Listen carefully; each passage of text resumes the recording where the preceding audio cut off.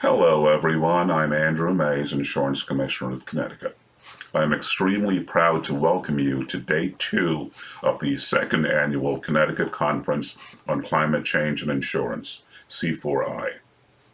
From a personal perspective, it's good to see how interest in climate change has evolved over the years and is now approaching the level it needs to be. Climate change is a critical issue for all of us on this planet.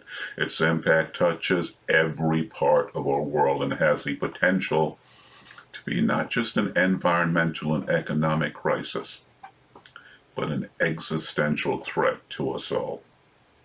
Just recently, we saw Hurricane Ian. It brought unimaginable destruction across the Caribbean, Florida, and South Carolina, to name a few. And it is just the most recent example of the types of devastating storms we are seeing an increase in because of climate change. According to catastrophe modeler Karen Clark and Company, projected insured losses in the U.S. and the Caribbean will be close to $63 billion, the largest hurricane loss in Florida history. And total economic damage that could well be over $100 billion, including uninsured properties, damage to infrastructure, and other cleanup and recovery costs. These weather patterns and storm surges of this magnitude can be mitigated. Our homes and businesses can and should be better protected. This is just some of what we will be discussing today.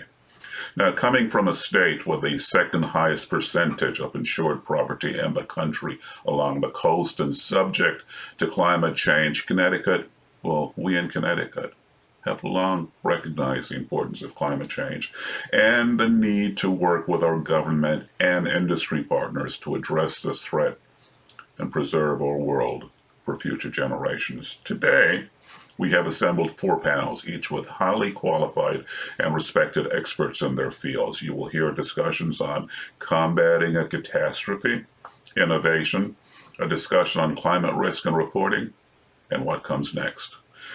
But before we hear from them, I would like to thank Governor Ned Lamont and Lieutenant Governor Susan Bysiewicz for their continued support and their efforts to address and mitigate the damaging effects of climate change in our state and throughout the country. In 2019, Governor Lamont reestablished and expanded the membership and responsibilities of what we here know as the C4I, the Governor's Council on Climate Change. In addition to continuing to address mitigation strategies to reduce greenhouse gases, the newly expanded council will also address the importance of adaptation and resilience as the climate crisis evolves.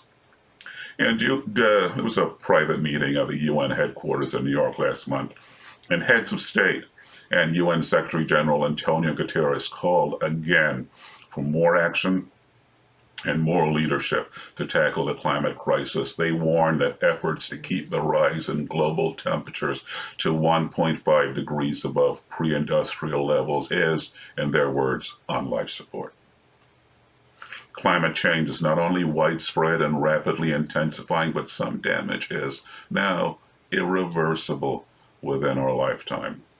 According to the Intergovernmental Panel on Climate Change report, almost 200 nations agreed and warned that the world is set to reach that 1.5 level within the next 2 decades. They said that only the most drastic cuts in carbon emissions would help prevent a total environmental disaster.